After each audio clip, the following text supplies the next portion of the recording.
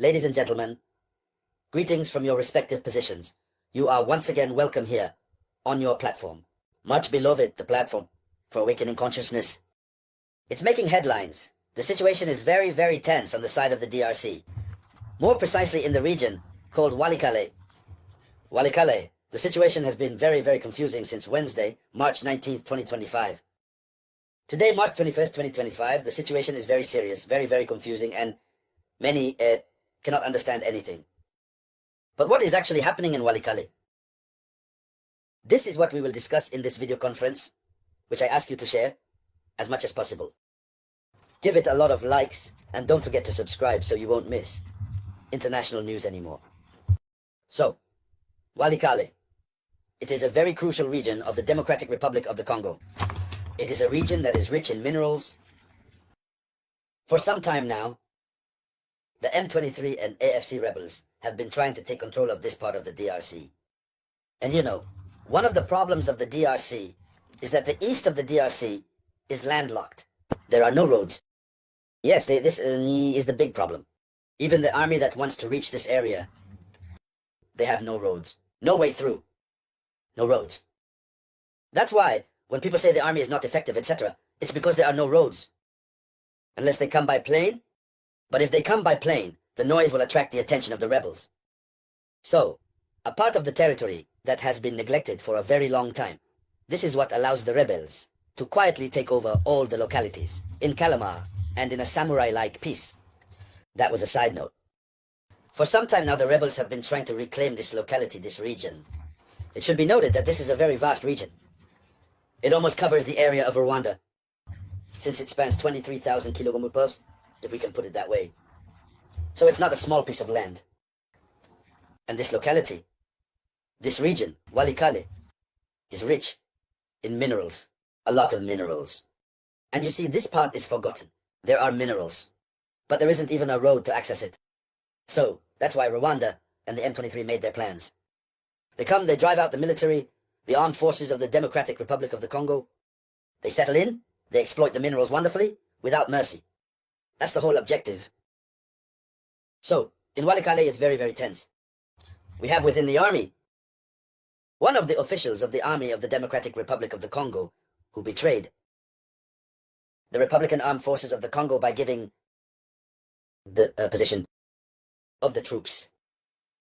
It's a general called Kabido.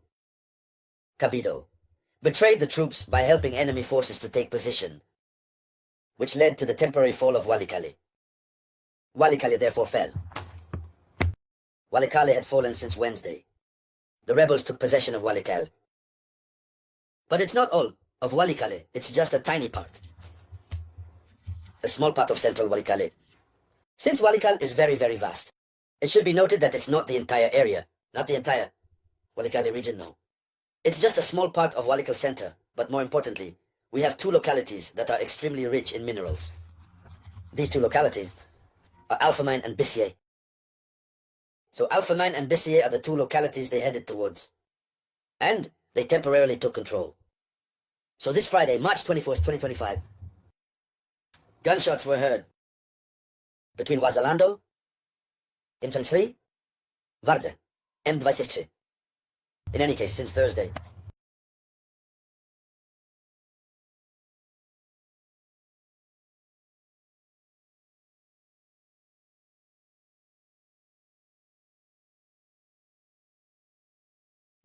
The populations are confined in their rooms.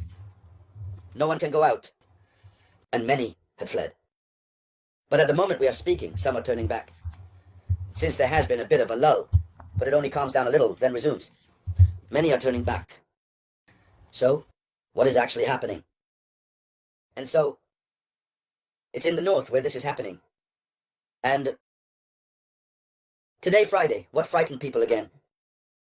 After the temporary occupation of a Walikale Sande by the AFC and M23 rebels, we have a small engine plane, a twin engine plane that landed this Friday at the Kigoma airfield. So, for now, it is difficult to determine what types of passengers are on board. Are the passengers on board Rwandan soldiers? Or are they reinforcements from the FADs? But no one knows who they are. In any case, they disembarked, but heavily armed. They are soldiers. So, this reality of Friday has greatly impacted the populations who observe that the situation risks worsening again.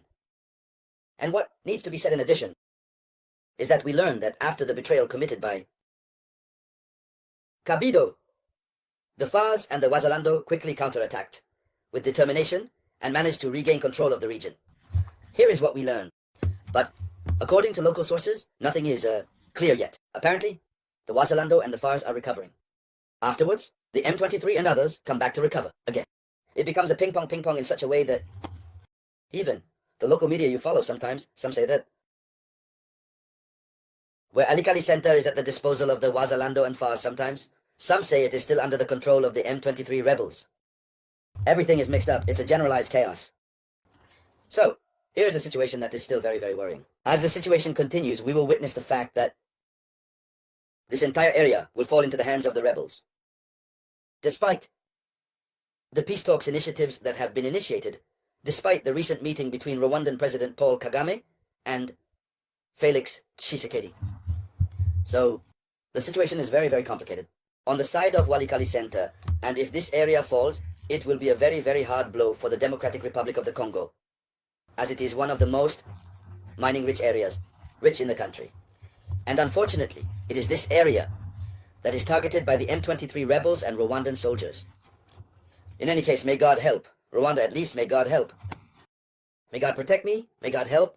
Help the Democratic Republic of the Congo. May the Congolese soldiers rise above betrayal and put patriotism above all. And so, ladies and gentlemen, that was one of the news items. Thank you for sharing it as much as possible. I will be back shortly with more news. This was the voice of your one and only samurai.